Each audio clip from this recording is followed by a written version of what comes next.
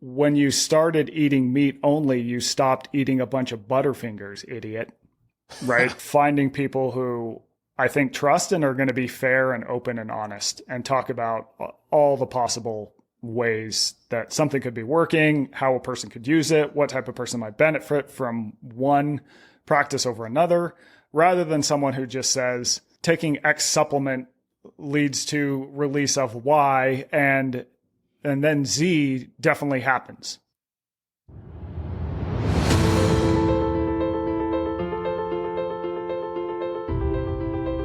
Hi, I'm Dr. Bobby Du Bois, and welcome to Live Long and Well, a podcast where we will talk about what you can do to live as long as possible and with as much energy and vigor that you wish. Together, we will explore what practical and evidence-supported steps you can take. Come join me on this very important journey, and I hope that you feel empowered along the way. I'm a physician, Ironman triathlete, and have published several hundred scientific studies. I'm honored to be your guide. Welcome, everyone, to episode number 30, Evidence Meets Storytelling, a discussion with author and podcaster Michael Easter. Now, this is only the second time I've had an interview, and I would really appreciate any feedback you have to let me know what you think. Also, as the ever scientist, I have been looking at how long my podcasts are. Most of them are about 30 minutes.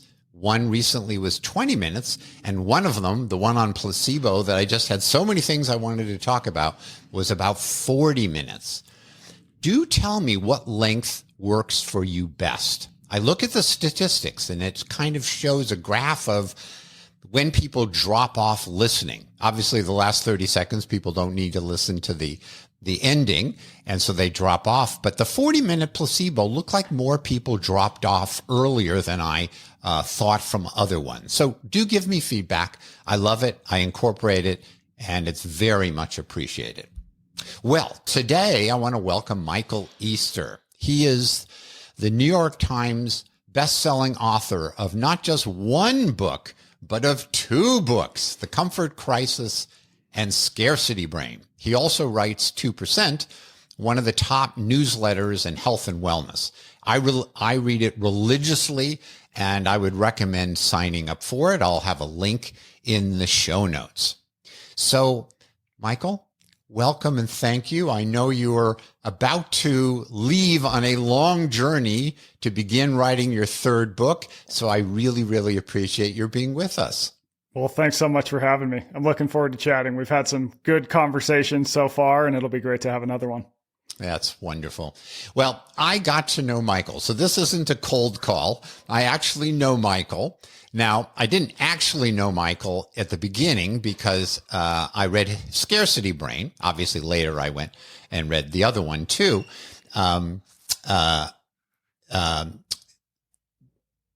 But Comfort Crisis, which was his first book that I read, brought out a concept called a Misogi. So Michael will talk through what Comfort Crisis was all about, but basically we live in a comfortable world, so we need to push ourselves periodically. Michael ran a Misogi. So this is the first time I actually got to be with Michael in person. And I have to say, it was the hardest thing I've ever done. Now, I've done 4 full Ironman triathlons and 12 half Ironman triathlons, and these are sort of 6 to 16 hour things. And the Misogi, which is to force you to break out of your comfort zone, was done in Costa Rica in the rainforest. And it had the 4 H's. It was hot, it was hilly, it was humid, and it was hard. But there was one other feature, which is uncertainty. I had no idea when it would end, unlike a triathlon where you know the distances. So Michael has indelibly etched himself into my psyche from that experience and other ones. Now, I also think Michael and I are kindred souls. We have similar goals with our audiences. We want to share what works with others so that you can live long and well. Now, my approach is very evidence-based. I focus on studies, and I share that in a somewhat nerdy way with you. Michael also focuses on evidence, but he's a writer and ultimately tells a compelling story. We both want the same endpoint, but we come at it differently. And I think that's what I'm hoping we will get to hear about over the next few minutes. So, Michael, maybe begin. Tell us your background and how you got to be doing what you're doing. Yeah, I was a editor at Men's Health magazine for a bunch of years. So I came up through the magazine industry when I was in, junior high and high school. I was always reading. I was always a voracious reader of magazines. And that led me to want to work in the magazine industry. When I was in grad school, I had jobs at Esquire, GQ, and Scientific American. And so the combination of two men's magazines and one science magazine, when a job opened at Men's Health, I was a good fit for that. And I worked at that magazine for about 7 years, I would say. And then I ended up taking a job as a full-time lecturer at UNLV in the journalism department because they had just launched a medical school and they wanted to have some classes on health journalism, things like that. And in that role, half of my job was teaching and the other half was continuing to write. So I continued to write for a bunch of different magazines. And when I was at UNLV, is when I wrote The Comfort Crisis. I left the full-time role at UNLV maybe 2 years ago. And the reason for that is because I was doing more writing. The writing was kind of taking off. I had started doing the Substack, which is 3 emails a week that I put a lot of work into. And it was just kind of time became a thing. And so, now I've been continuing with books, spending probably most of my day to day writing my newsletter. And it's been fun. It's been a good journey. That's wonderful. So for folks who may not know about Comfort Crisis and Scarcity Brain, can you give a sort of a synopsis of each one? Because I think that will kind of lead into where we're going to go with our dialogue. Yeah, the Comfort Crisis, it really looks at how, as the world has become more comfortable over time. So if you think about the things that most impact your experience of daily life today, it's all technologies that are relatively new in the grand scheme of time and space, and they're all designed to make your life easier and more comfortable. So everything from climate control to how we get to from point A to point B, to how we interface with other humans, to how we get our food, how we spend our time and attention, on and on and on. I argue that these advances are, of course, great in the grand scheme of time and space, but at the same time, what often improves people are things that require some level of discomfort. So the classic example that I use that everyone gets is that we've really engineered physical activity out of our lives. And the average person in the past probably took, if you look at different studies, maybe 20,000 steps a day. Well, today, because we have sedentary jobs, because we have escalators, because we have cars, the average person takes 4,000 steps a day, 4,500 about. And that's linked to a lot of the things that impact chronic disease risks. And so I kind of apply that same logic across the board to different things. We no longer experience hunger because we have easy access to food. We don't experience temperature swings because we spend 93% of our time indoors. We don't get outdoor exposure, on and on and on. So that's what that book is about. Looks at how some of the downsides of our modern amazing world and how adding certain forms of discomfort can improve your life and health. And Scarcity Brain, I think fundamentally it looks at this question of everyone knows that everything is fine in moderation, and yet we all suck at moderation. And so why is that? And I argue that humans evolved in these environments where what we needed to survive and thrive was pretty scarce for all of time. And very recently, in the grand scheme of time and space, we have all these things that we really evolved to crave, and we have them in an abundance, and we don't necessarily have governors on them. So everything from food to possessions to information, on and on and on. We have this just amazing array of it all, and we tend to overdo it, and that hurts us. Is there a conceptual connection between the two books, an overarching theme that pulls them together, or are they just separate issues that we confront in life? When I started writing Scarcity Brain, I didn't think the two books related to each other. But I think over time, they are linked.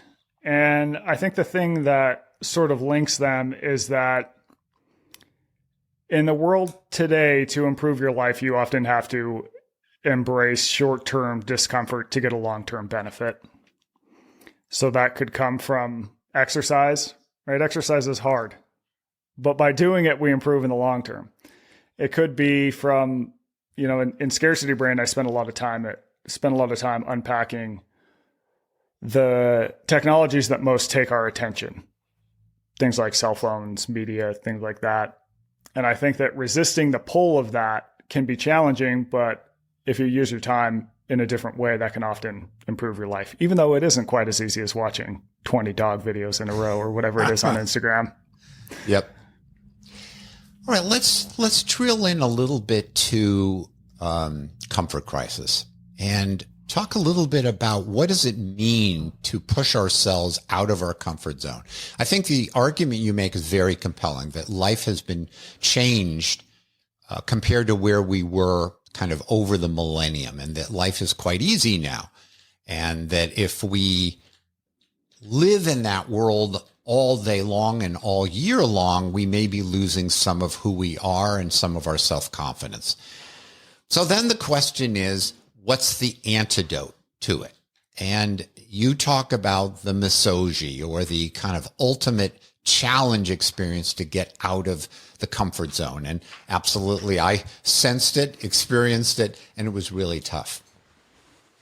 So my question is, and there may not be evidence to support this, but does challenging ourselves to get out of our comfort zone, does it lead to broader benefits? No pain, no gain. Now you're asking me to do pain.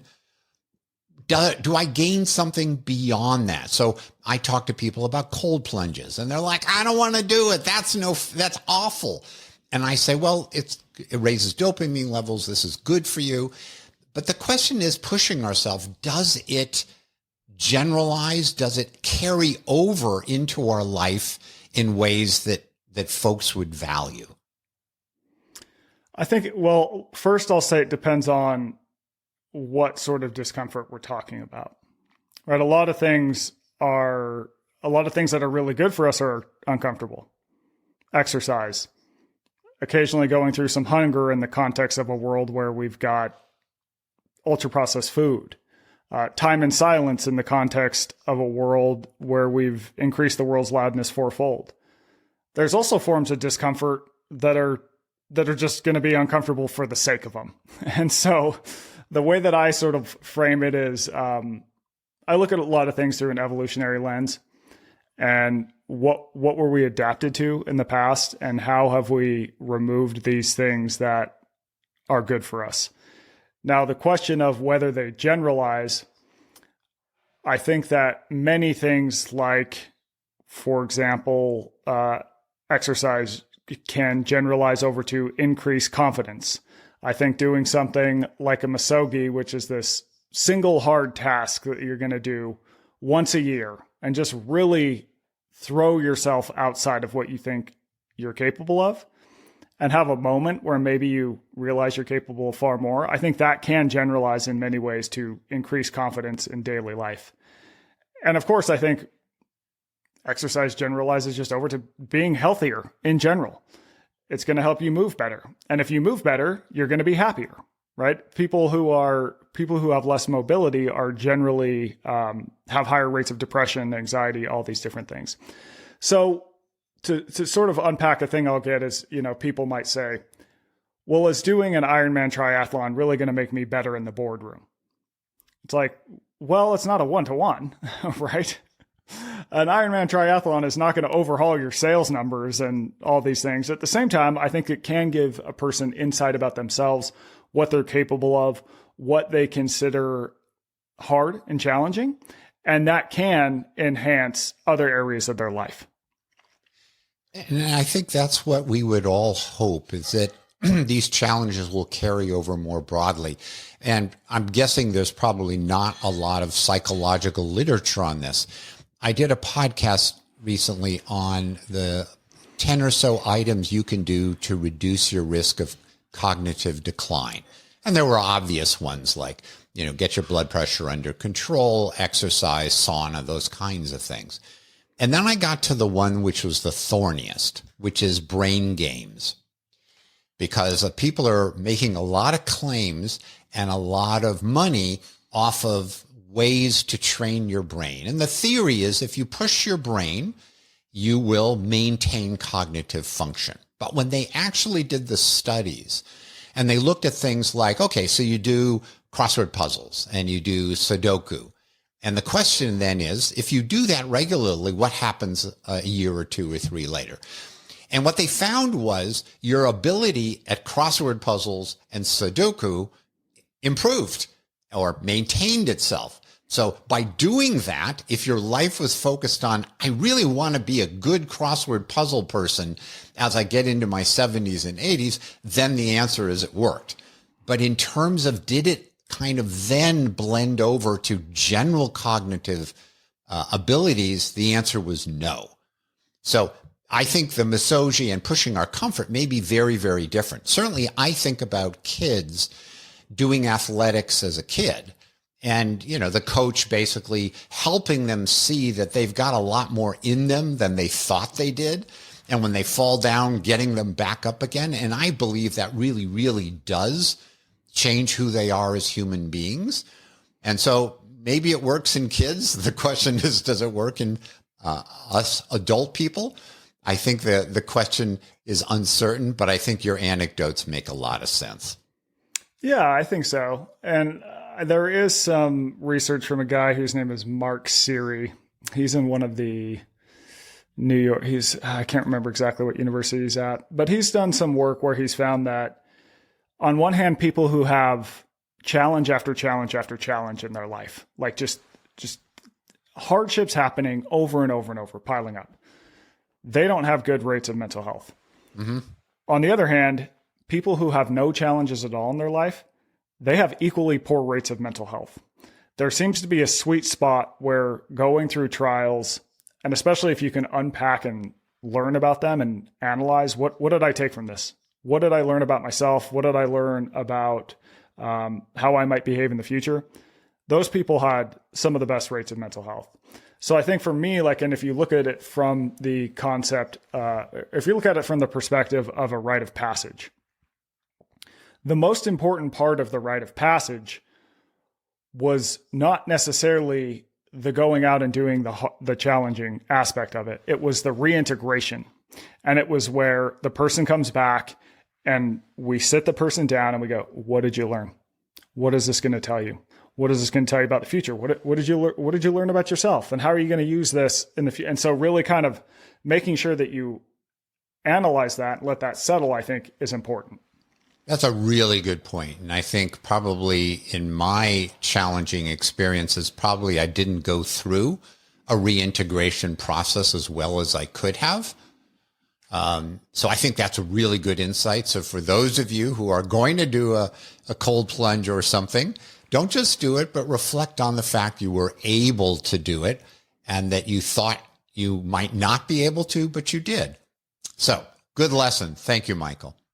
So I have an inner scientist in me, as folks are not probably very surprised to hear. I'm also an outer scientist. I'm sort of a scientist through and through. Michael, I think you have an inner scientist, but you also have an inner storyteller. You're a wonderful storyteller. I mean, all good writers can capture people's attention, keep their attention, and have a storyline that carries through an awful lot. So which of your two parts, your inner scientist or your inner storyteller, wins out if there's a conflict? I mean, I'm about to do a podcast on red light therapy, and there's a lot of arguments about red light therapy. I'm going to talk about white light therapy and blue light and all the rest. But I went into it trying to have an open mind because I didn't think it worked. But then as a scientist, I was like, well, wait a second, maybe there's something to this in some circumstances. And so in the end, I may not have a compelling story because the evidence may be more conflicting than I would like.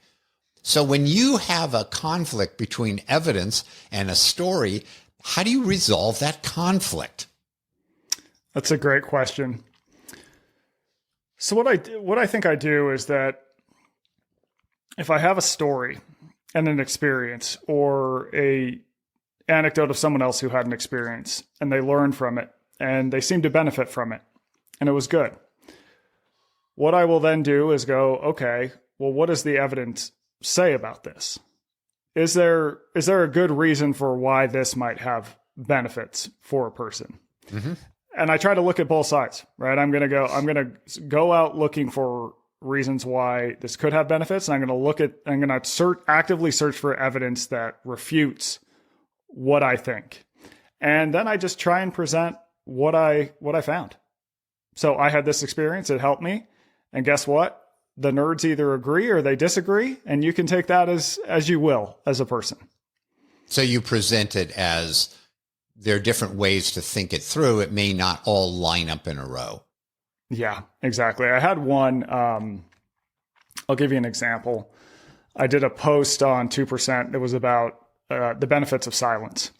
And I led that post with an anecdote about my time in the Arctic, where it was so unbelievably silent up there, like so silent.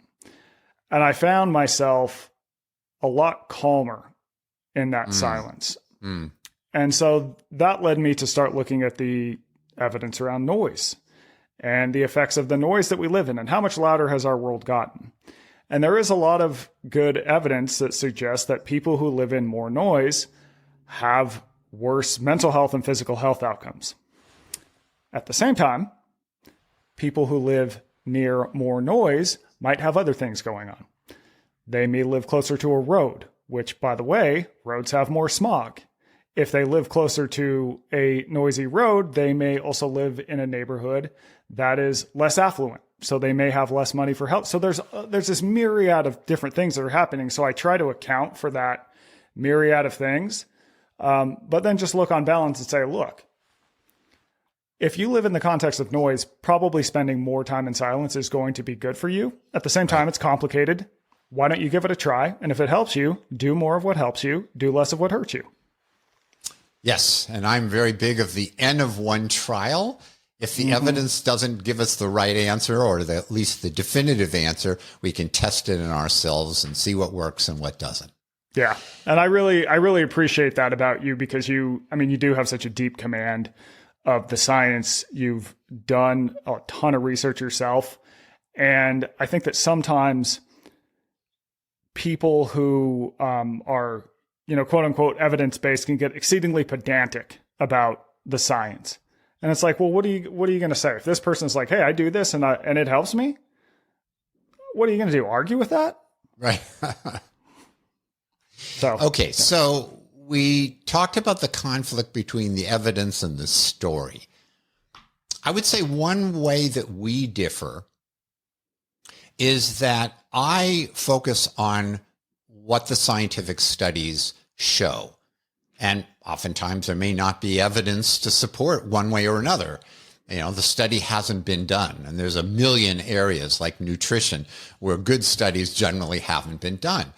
And I sort of leave it at that. I sort of say, this is what we know. This is what we don't know. And oh, by the way, this is what I've been doing. I think a part of your approach is to also talk to experts and to fold in expert opinion into the process. I tend to avoid that. I'll I'll give you my bias for the moment.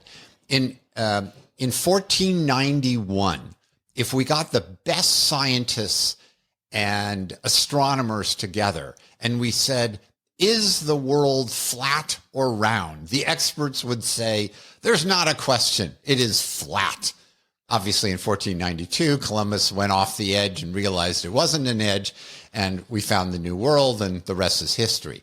So experts, I tend to take with a grain of salt. How do you fold in the expert's view, knowing that, eggs used to be bad. Now eggs are good. The latest is seed oils are bad. My podcast suggests maybe not so much.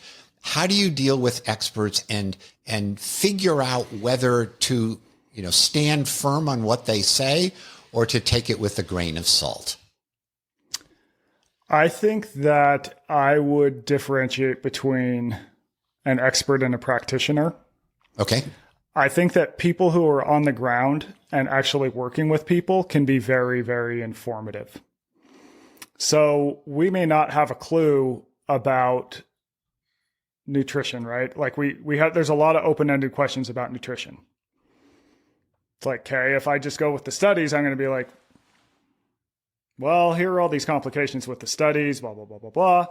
It's like, okay, well, maybe let's talk to someone that helps people lose weight. What do you have people do? Why do you think it works? Based on what you've seen, does that make sense? Is there cases where that doesn't? And so I just ask them a lot of questions. And I think from that, you can say like, hey, there's uncertainty in the studies. But I think the problem with many studies is they're conducted in a vacuum. And humans don't live in a vacuum. We don't live in a lab, right? We'll never get a good nutrition study because we can't lock a baby in a room and you get 1,000 babies and you lock them in a lab for the rest of their life and you feed some of them this and the others that. Like, we just can't do that study. So there's a lot that we're just never going to know. Not to mention that when you put a person in a free living environment, a lot of stuff just goes totally out the window. And so I think what I try and do is blend the research with what people are finding works on the ground and, and always be open to the fact that things change over time and try it. Kind of back to that idea of like, hey, if it helps you, great, do more of it. Yeah, and I think that approach makes a lot of sense, especially if you're dealing with issues that you could measure fairly soon. I talk to experts and this is what they suggest for improving your sleep or losing some weight. And yes, you can try it. You can do an N of one trial in yourself in a week, a month, 6 months. You'll know whether it works for you. Where it gets more challenging for me is when people are touting benefits that you won't see for 30 years. Yeah. So if you take vitamin D, vitamin E, omega-3, whatever, and I do this with all my patients and they feel great and it will help you live longer, you kind of have to take it on faith or religion that they're right. Mm-hmm. And right. Because you can't assess it after a week or a month. You kind of have to do it for 30 years. I mean, I started taking creatine to see if it would help my strength training. And it's, there's some pretty good data in the fitness world. And if you talk to people, they say it's great. But I wanted to test it in myself. And I did a DEXA scan and started it and did my strength training. And 6 months later, retested it and it definitely worked for me. So I'm really big on trying things that people might say works as long as we can measure it relatively soon. Otherwise, we just have to hope that it works. And hope to me is not the same as science. Yeah. And I try to speak with experts that will speak to those uncertainties and will kind of ask the bigger questions. So for example, and by the way, I would never do this, but let's say I talk to a carnivore diet person. Uh-huh. Oh, carnivore is the thing, and here's all these reasons why it works, blah, blah, blah. It's like, I would like to talk to the person who goes, here are all these different diets. Here's what people have tried and why it might work and why it might not work. I find the expert that goes, well, when you started eating meat only, you stopped eating a bunch of Butterfingers, idiot. Right. And so I try and find people like, I've had enough background training coming up through Men's Health where I just had this editor that would just point out possible fallacies that I can now, I'm better at finding people who I think trust and are going to be fair and open and honest and talk about all the possible ways that something could be working, how a person could use it, what type of person might benefit from one practice over another, rather than someone who just says taking X supplement leads to release of Y and then Z definitely happens, Yep. Mechanism-based medicine, not my favorite approach. Yeah. So, Michael, as we wrap up, is there anything I didn't ask you that I should have, or anything on your radar that you're excited about? Here's what I'll say. When we did our Misogi in Costa Rica, you were my favorite case study. And that survived. the survivor. You completed it, which was just absolutely incredible. But what I think I loved seeing is that when we got there, you had a lot of questions. How many liters of water do I need to take? How long are we going to be hiking? Do I need this thing? Do I need that thing? Do I need this thing? And the answer was, I don't know. Maybe you do, maybe you don't. And I could see you were uncomfortable going into that, because the lack of the certainty and the ability to control things. But you went into the unknown. And by doing that, you kind of kept putting one foot in front of the other and just doing the thing. And then at the end of it, it's almost like I saw this like shift where I think you even told me, wow, being very,